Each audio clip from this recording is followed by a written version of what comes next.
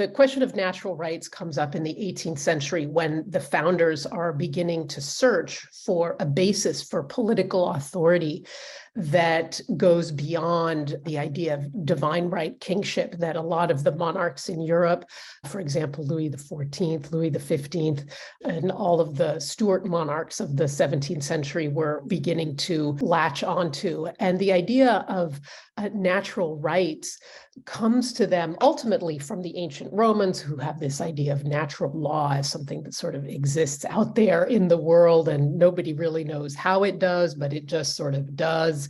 And they get this from philosophers, chiefly the Stoics, people, for example, Seneca, et cetera, who are also thinking about what it means to be a human, what it means to be governed in the world. So the founders begin to pick up on and develop this idea of natural law in the 18th century. And from this, ultimately, they derive the idea of natural rights, which is a capacity, an entitlement that every single human being has by virtue of being a human being.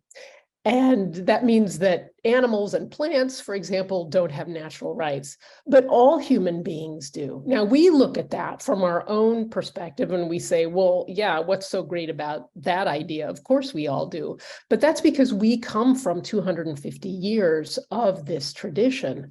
But the 17th and 18th centuries were very, very hierarchical societies where some people were just believed to be better than others. The aristocracy, for example, that just simply means those who are the best.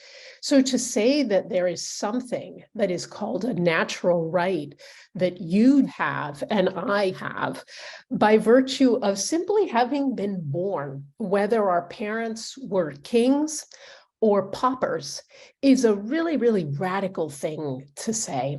So they sort of grab onto this idea, and then over the course of the Declaration of Independence of 1776 and then the Constitution-making era of the late 1780s, they really begin to develop as the basis for this radical new idea of total popular sovereignty.